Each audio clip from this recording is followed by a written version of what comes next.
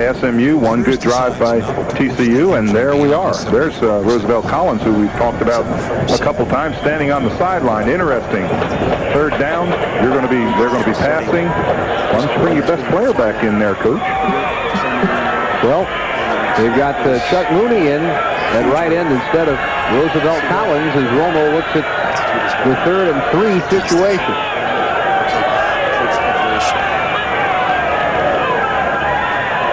Romo delivers low. Ball is caught. Jason Wolf with the first down at the 41-yard line. Outstanding reception.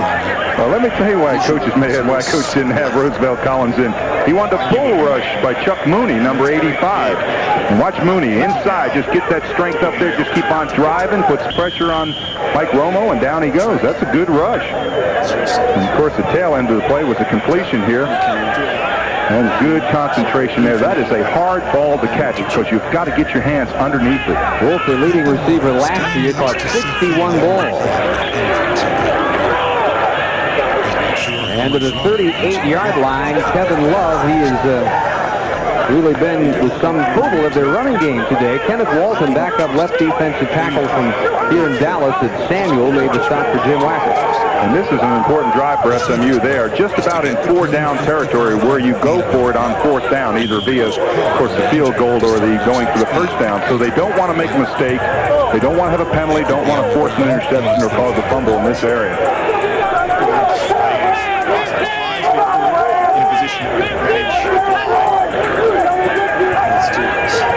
Romo over the middle. Wolf elusive after the catch. He was tripped up by Galaviz. This will be very close, but it looks like he's got the first down near the 30.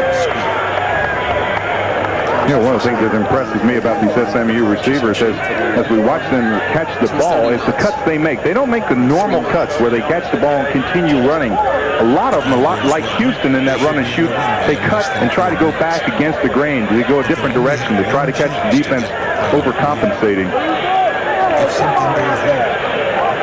Boris Gregg telling us before the game that he wanted to try and take advantage of the ability by the TCU defensive line to penetrate. We've seen that with those shovel passes and some of the draw plays on handoff to Kevin Love as they signal it into first down. Trying to take advantage of over-aggressiveness on the part of TCU's defensive front.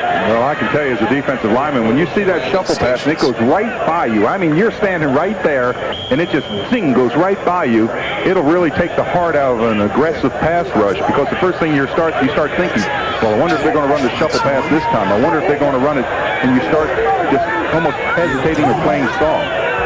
This is where the first drive bogged down for SMU. They reached the 30, and that was it. Romo has Andy Bergfeld, the starting X-receiver, with his first catch of the year here in Game 3. He's a sophomore from Tyler Lee. Anthony Hickman, the right corner, on the tackle. Bergfeld, kind of the forgotten man among the receivers. Bowen has done so much work, and Beard from the R-back spot. Eccles and Ware from the Z receiver spot.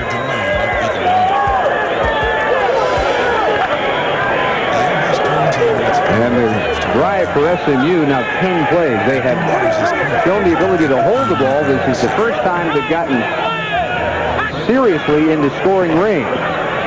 And Romo wants it all at the 10, and they will cry for a flag that won't come. The ball is intended for Eccles. He was covered by Larry Brown, and Eccles immediately lobbying for interference, but it won't happen. I'll tell you, this is a play that really, it could have gone either way. See, there's the contact. Really, the ball was thrown. It looked as if the ball may have hit the ground before the reception would have been made. In other words, that would have been an uncatchable ball. I was watching Ronji Hill that time, and I mean, he wiped out the middle linebacker blitzing. One of the things that TCU has to do in order to get pressure a lot of times is blitz one of those linebackers. That's why they're so active back there. This is the biggest play of the day so far for SMU. 3rd and 3, and it is bobbled and almost intercepted. It was intended for Hill, and it went through the hands of Walton. Wacker almost had himself a big turnover. And that was another one of those blitzes to get pressure on Mike Romo, and they were successful. Romo's had trouble trying to get that little short dunk pass underneath because he's getting so much pressure on so quickly by those outside linebackers. So on 4th down, a 41-yard field goal try for Russell Anderson. 1 for 2. He made a 32-yarder. Ryan Lawson, the punter, holding. Flags are everywhere. That kick is wide. Now we'll see if they get another crack. I thought that TCU may have jumped off sides. It looked like the outside man on the top jumped off sides. And if it is, it's going to be, it was 4th down and 4, and they're going to give them a 1st down. Oh, is that a critical mistake for TCU? You do not guess in that situation, and that's what the upback did on the outside. You have top rusher. You can see Jim Wacker's upset about it. You just don't give a team opportunities like this. He just guessed the snap count and was way offside. See if we can perhaps see that at the top of the screen. Right up the top of the screen, you see? There's the guess. There's the penalty. He's already committed. He's across the line. He would have blocked it easily. But he kind of just lollygagged in there after he jumped off sides. And you can see Jim Wacker is upset.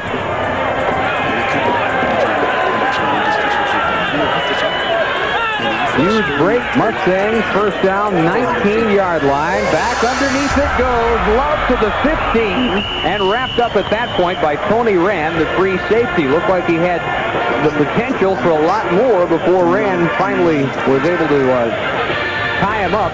And it's still a sizable 1st down gain as Romo continues to find Love in the middle. They're doing that again to combat that outside rush by the linebackers and that defensive rush by the front linemen, and they're very successful. They have been successful several times. A couple times they've been close to being big-time successes with it. 2nd and 5. Give to Love. And Roosevelt Collins that time with the saving hit. Collins helped out by Prather. If Collins doesn't upend Love, it's 6 points. It is. If he does not upend Love on that play, Love goes all the way to the end zone untouched. And Jim Wacker's relying a lot on those big 4 linemen, Bolden, Prather, Ferguson, and Collins in there to stop that inside running game. By the way, top of your screen, Larry Brown, 9, the man who was offsides on that field goal attempt. He's the reason that SMU's drive has reached this point, 3rd and 2. 9-yard line, Romo, caught, Wolf, still going and out of bounds. It'll be 1st down, goal to go at the 3.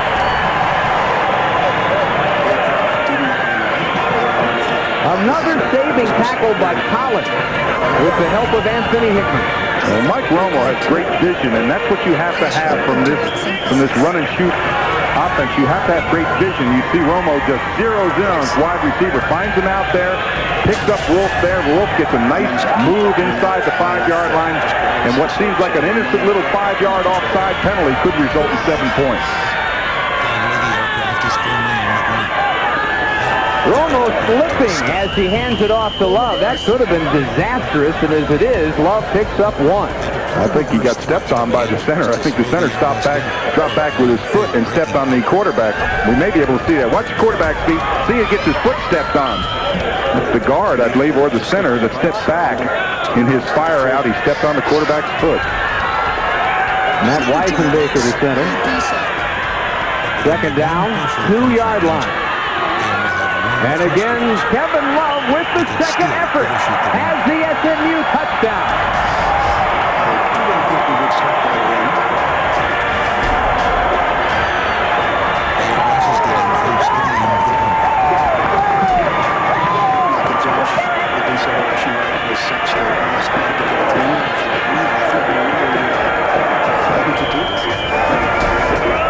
Kevin Love from 2 yards out to cap a long SMU scoring drive. And now Russell Anderson, who was a perfect 6 for 6 on point after attempt. Out of the hold of Lawson, and he's 7 for 7. Well, first of all, let's give good credit to this big offensive line. A lot of times, you know, all they're doing is pass blocking. This is run all the way. Look at this, double team there. And let's also give good credit to Love. Good vision to look back. He saw the hole to the backside, made a nice cut. Watch right here. There's the double team on the center, on the guard. Now watch when Love gets, oh boy, that is a good drive block. Boy, the defensive back, you've got to get lower than that. 7-0 Mustangs. We're back after this from Southwest Airlines. Over. Think about that 5-yard penalty on that field goal that was missed. They actually missed the field goal, then came back with that offside penalty, gave them a 1st down, so they drove in. That's really what kept that drive alive. Jason Appleby will kick off, the true freshman from LaPorte. And Anthony Hickman on the right, Toby Morey on the left, awaiting it at the TCU goal line. Boy, Jim Wacker will get even greater after he considers what that drive should have been, which was a missed field goal. Mustangs gladly accepting the gift with 10:46 to play in the first half. And this will be Morey. Boy, he had an alley right up the right sideline and still going before he finally runs out of bounds. They will mark him near the 40-yard line. Dave Murphy, prior to that, he had one return for 23 yards. But boy, when he broke through the seam, I mean, it was wide open. Now he comes all the way over the side. And I want you to watch, once he breaks through the seam, great tackle there. God, I mean, block there. Now watch the move he puts on the punter right here. Spreads out the punt, I mean, the kickoff man, and then stumbles, but regains his balance. Great position for TCU. Toby Morey, 53 yards for the junior from Red Oak, Texas. Not too far from Dallas. Bud Moore pushed him out. Play, great field position, and a give to Modkins. And they were ready in the middle of the SMU defense. Take a look at our 6 storylines for today. 1 sack for TCU, the key offsides penalty against Larry Brown. Setting up Love's 2-yard scoring run. Modkins only 14 yards so far. So they have to be happy with the control of the running game. And one of the things in our must we talked about, that TCU cannot wait till the second half. Eventually that catches up with you. They've just been phenomenal in the second half of ball games. But they need to get their offense going and working and scoring in this first half. Modkins again, this time with the sweep. Okeke wrapping him up as he reaches the 40. Gain of maybe 2. Modkins said, you can't give me the ball too often, because I carried 31 times last week. That's the right idea, but I have like 35, 40 carries every week in me, so I want the ball every single down if you can. Well, one of the things that you have to do, though, you have to have some depth. If you don't have depth, you've got one running back, he sprains his ankle, and then, like I said, you've got one, the next running back's got 1 or 2 carries. Well, no running backs here. Modkins, one of 3 receivers right as play drops. Lob over the middle, overthrown, intended for Blackwell, the tight end, at the 15-yard line. Well, the play made one mistake. His mistake was that he zeroed in on Blackwell all the way across the field. He wanted to go to him, and he almost forced the ball to him. He had other wide receivers. He actually had 5 wide receivers on that play. They just didn't need to go that direction. TCU wasting the great 53-yard return by Morey, and Korsman will kick it away to Bowen. No rush whatsoever. And the Frogs looping around the 1-yard line, but they can't down it, and it will be a touchback. That is almost as damaging, you think, emotionally, as the fact that they gave SMU the second chance to score. They get nothing out of the 53-yard return, and we're back after this from Phillips 66. 9:10 to play in the second quarter. The Mustangs 7, the Frogs nothing. TCU getting 4 yards out of 3 plays following the 53-yard kick return by Toby Morey, and the Mustangs at their own 20.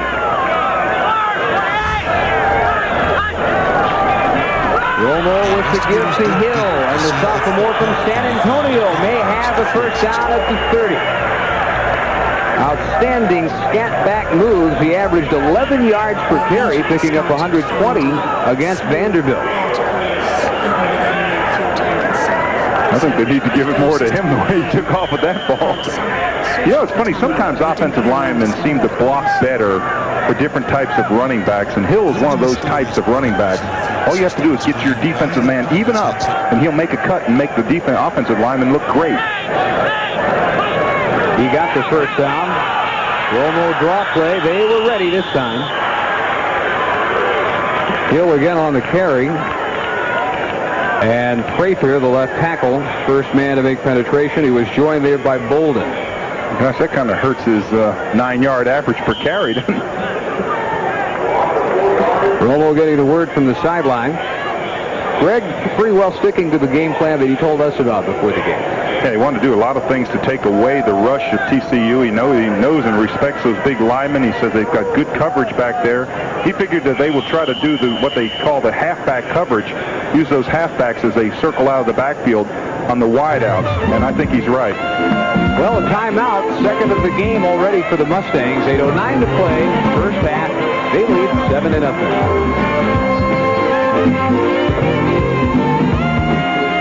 Today's game, former SMU academic All-American wide receiver Mitchell Gleaver received the first annual Darrell K. Royal Award. The former Texas coach was here for the presentation of the award, which honors a Southwest Conference athlete for scholastic achievement and outstanding leadership. And certainly Mitch Gleaver provided both of those types of contributions to the SMU program in its first year after the death penalty last year. Our congratulations to Mitch.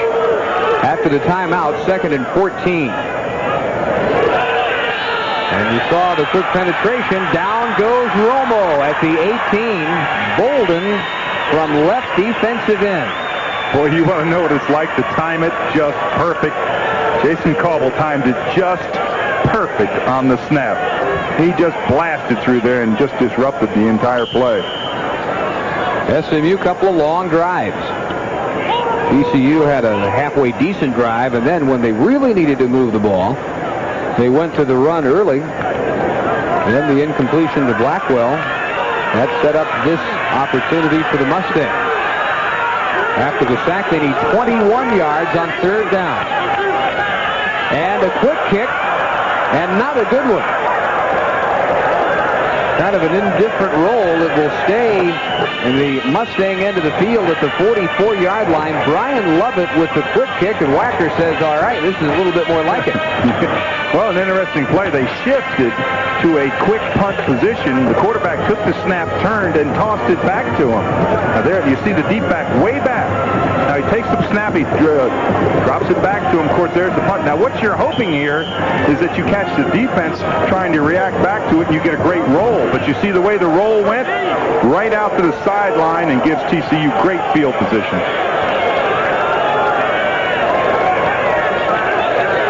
See what they do with it this time. Well, not much on 1st down. Modkins tangled up behind the line as Ray, the nose tackle, got there. Well, that's a nice play for a nose tackle. I want to tell you, when you can make a tackle 5 to 6 yards down the line, that is a great play by Kenny Ray. What about the quick kick call? You think it served its purpose? I mean, obviously the kick needed to be better. Well, it did need to be better. It wasn't executed well, but it's a play that if it catches the defense up close, you get a great roll out of the ball. And they had the wind at their back, but it just didn't work out for them. They just didn't execute it well. Out of time, play off the shoulder pads of Modkins. And again, TCU will look at a 3rd and long. Well, Clay, for being as accurate and sure as he was to start, it's almost now as if he's got indecision, not knowing who to go with. And he's a much better quarterback than that. He needs to make his decisions a little crisper. And I'm sure when he comes to the sideline, Jim Wacker will tell him, say, listen, pick out that primary receiver. If he's not open, go to your secondary receiver, but deliver the ball. Don't stand back there and wait. Wideouts haven't been open to speak of at all. They've held Shipley to 1 catch. And that's been it. Play over the middle, caught, Shipley, catch number 2, still going, and a 1st down to the 27-yard line. That's the biggest play of the day for the Frogs. Now this is the way we're supposed to see Leon Clay react to the ball. He looks much more secure when he comes back here, much more sure of himself. Sets, picks up his primary receiver, cutting across. There's Shipley, nice catch inside. Shipley, a big target in there at 6'4", 215 pounds. Watch again, Clay. Look at it's almost as if he's heard me say you need to be a little bit more confident and sure of picking up that primary receiver. Excellent job. Well, that one hit Kelly Blackwell in the face mask. Well, that's an audible on the line, and evidently Blackwell did not hear it. That's just a jump pass, and what you're looking for is you're looking at the receiver. See, he's supposed to be open right now. Just turn right now. Boom, you see? He's supposed to catch that ball. That's an audible on the line. You just yell a color or a number. They won't try to make light of that or anything when they replay that this week. Well, they'll tell them, way to keep your eye on the ball. 2nd and 10. And a good ankle tackle that time by Bednarz before Kiley could come help finish off Richard Woodley. You know, one of the things that Forrest Gregg told us this week is that they went back, they had the extra week, so they went back to the basics. Let me tell you, the basics pay off for you, and that's in tackling and blocking. And that time Bednarz had him by the foot and just did not let go until Kiley got there to wipe him out. No gain on the play. They still need 10 on third down. And again, the coverage is there, and the Mustangs get the play back at the 40-yard line. Omar Thompson, the blitzing left outside linebacker. And Byron Bonds, the true freshman from Cooper. Isn't there quite a story about Byron Bonds? Forrest Gregg, as we look at it again, says, I'm going to keep an eye on Byron Bonds' 5-year-old brother. He's got a 5-year-old at home, younger brother who weighs 105 pounds. He says, that's not all fat. This is a solid kid. Just a block. He runs the bleachers during Cooper High School practices. Imagine when he gets to first grade. Fair catch by Bowen at the 7-yard line. Could be too big to play. Don't you have to have a weight limit like on the midgets and that? Well, we wanted him to come out earlier, but he was only 5 years old. Sorry, we couldn't have him come out. Well, the rest of the schedule today in the Southwest Conference. Later on, Arkansas, Colorado State, Baylor, Texas Tech, and Lubbock. A&M at LSU and a big one in Rice, Houston. At some point in the Dome, they'll play football. They've got baseball this afternoon. Then they'll change the field over. And at 8 or 8:30, the expected kickoff time for the Owls and Cougars. And this is an important drive for both TCU and SMU. With 4:51 left, you just can't sit on the ball because you're going to give it back in great field position. So you have to work to at least get 2 first downs. Romo again loses his footing as he gives the ball off for a gain of maybe 1 Kevin Love. I'd hate to think he got stepped on again, but it looked that way as he came out. He just fell flat on his face holding out the ball, and you're right, it could be a disaster. Pretty impressive statistics there, 13 of 20 completions for Mike Romo. First game, he had 76%, 31 of 41. Second game against Tulane, first time in his career, he didn't hit at least 50%. Much more on top of things this week in the passing game. A lot of time, delivers, first down catch out at the 20-yard line, and that is Derwin Ware, a sophomore from Gatesville. His 4th grab of the year. And Dave, when you have the time to look, that is so important. Now watch this. Romo comes down. He looks like he's going to pass left. All of a sudden, that's covered. He picks up a secondary receiver, delivers a strike for a first down. That's a nice play. Good protection for him. Had a lot of time to pick up his secondary receiver. We go under 4 minutes. A surprisingly low 7-0 score. Mustangs try to add to the lead. Romo has to hurry. Collins gives chase. Ball is intercepted by Jason Cauble at the 10. Fumbles at the 5-yard line. He came back up with the ball. I think he may have stepped out of bounds around the 30, 25-yard line.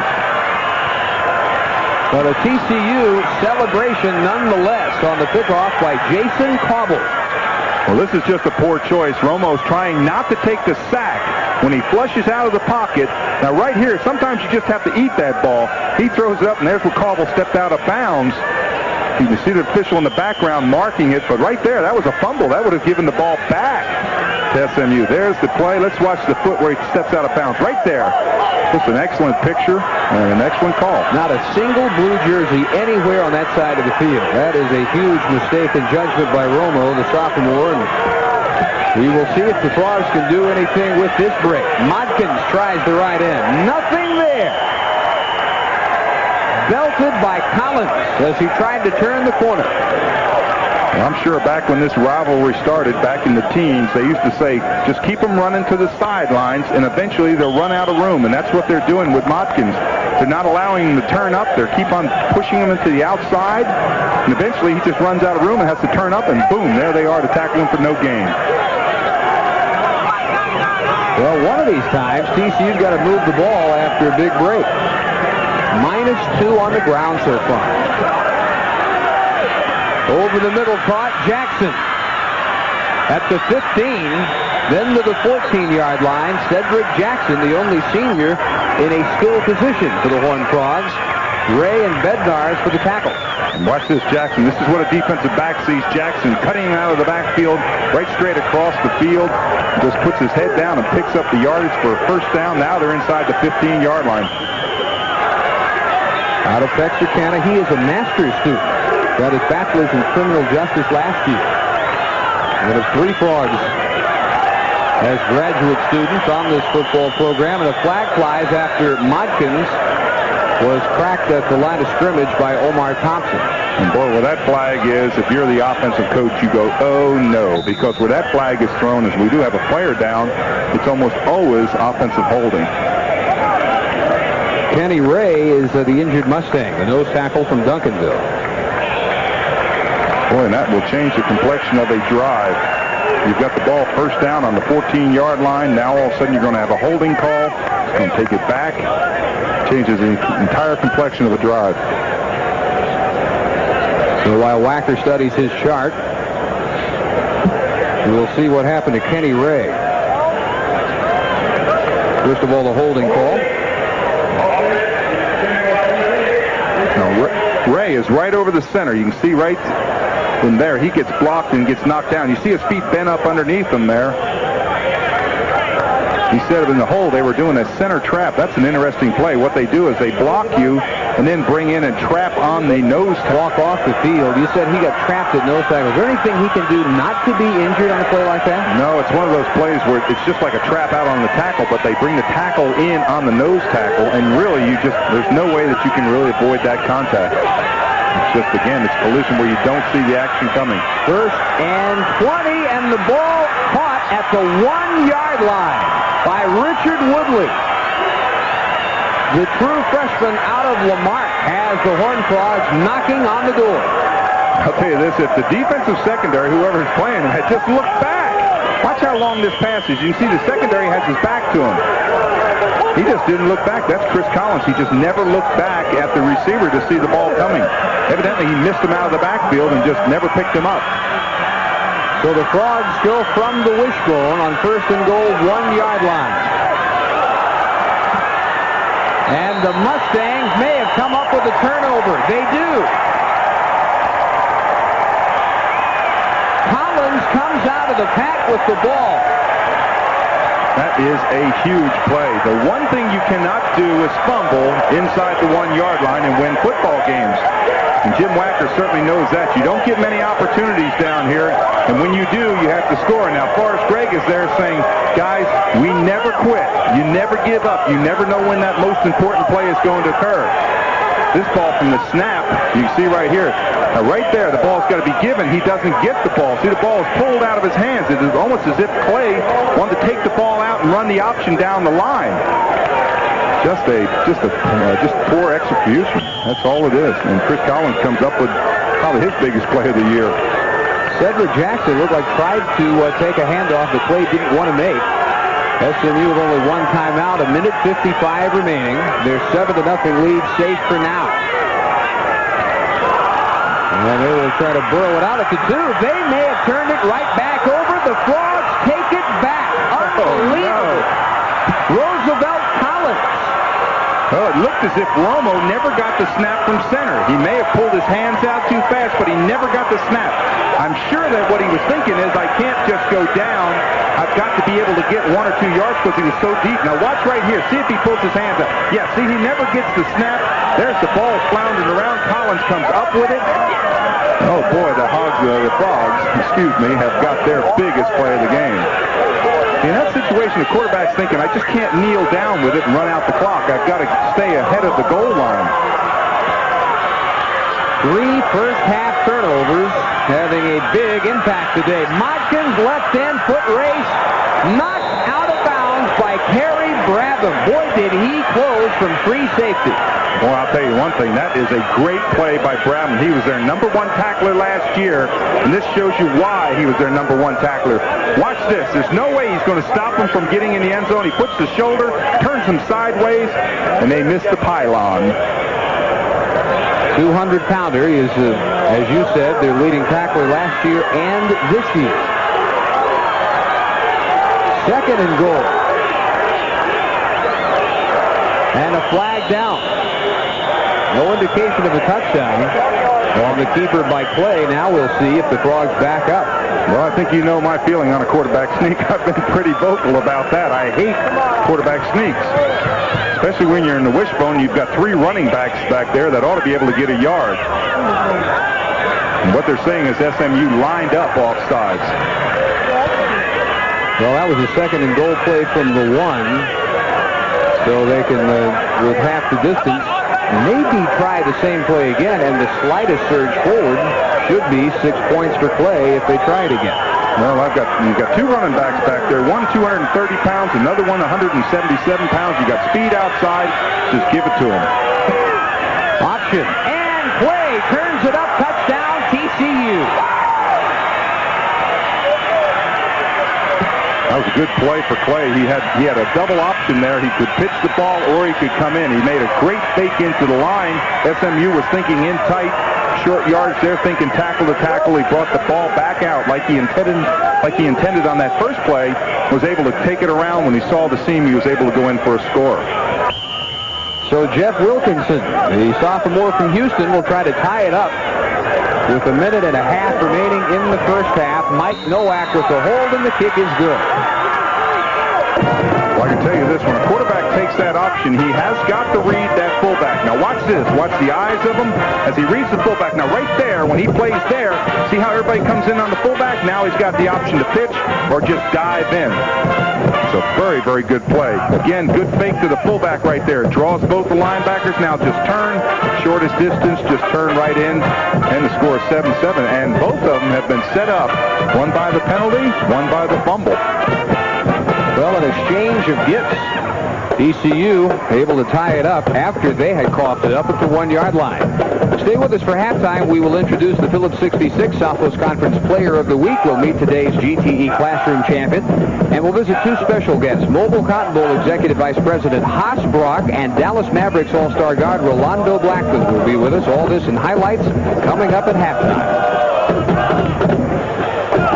It's going to be a fun halftime with Rolando there. He's got an interesting program going in the off-season a little bit. He is very active in the off-season trying to work toward a post-basketball career in television. He's putting together kind of a mini special for the PBS station here in Dallas, about a 10-minute piece on whether college athletes should receive money in addition to an education. He says they should. We'll talk about that in addition to the conversation with Haas Brock at halftime. 1:30 remaining in a 7-7 game. And think about this real quick. He didn't get paid in college, but yet he feels that they should be paid. That's interesting. Trey Beacon with the kick. 2 yards deep. The return by Art Moore. Heads for traffic. Stopped at the 28-yard line. The drive for TCU, not much to speak of, but really you go back to the... what set it up? Exactly, the previous drive, which ended in that fumble by Clay, and then of course they get it back, and the second play, Clay takes it around. You know, with 1:23, most teams you'd think would just be running out the clock, but with this run and shoot offense, there are so many available routes in that you can move the ball a long way in 1 minute and 23 seconds, and they do have 1 timeout left.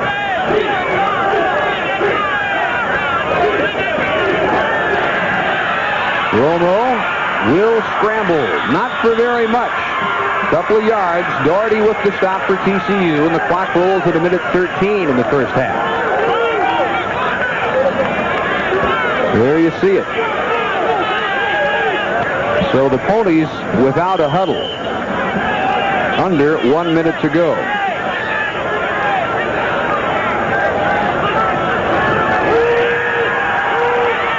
Romo in and out of the hands of Jason Wolf, who had found a seam up near midfield. That's a big drop, and it'll be 3rd down. Well, Mike Romo, look there this season. Mike Romo, 49 of 80 completions. Look at the percentage that you talked about, the yards, and look at TCU's pass defense. You talked about a 71% completion against them this season. So you would think that Romo could have a field day. Well, not bad. 14 for 23, 117 yards, 3rd and 8. And on the draw play, Hill might have the first down. This is going to be a very big mark up near the 38-yard line. Brown on the tackle, and they stop the clock at 43 seconds. Now, if he doesn't have a first down, I think he does. But if he didn't have a first down, then you'd use the old timeout if you're a TCU fan. Now, they have to be, when they move these stakes or the chains, the time is out. What you want to do is have your offensive right up on the line so that you don't waste any time making a call. Under 40 seconds for Romo. Sidearm pass with a flag down. Ronji Hill down after a pickup of maybe 4 yards. And because of the flag, of course, clock stops now at 34 seconds. Well, when you start thinking field goals, you have to figure an extra 10 yards for the end zone. So you've got to be somewhere around the 35-yard line to try a 50, 51, 52-yard field goal. So you've got to get to somewhere around the 35-yard line to get within distance. Well, that's going to be tough now because they will march back 10 yards on the holding call. The series dominated by SMU until last year. The Frogs won in 71. They didn't win again until 89. 28-10 was the final. That's the closest that SMU came to a Southwest Conference opponent until Arkansas, who they led in the fourth quarter in the last game of the season. It was 14-10 Frogs at halftime of that game. They said, we feel we're a much more talented team, certainly more experienced. We should win this game. Well, they are fortunate to be tied as we near halftime. Ronji Hill to the 44 with 14 seconds. And the clock continues to roll. No timeout either way. And I just saw Forrest Gregg say, slow down, boys. We're not going to run anymore.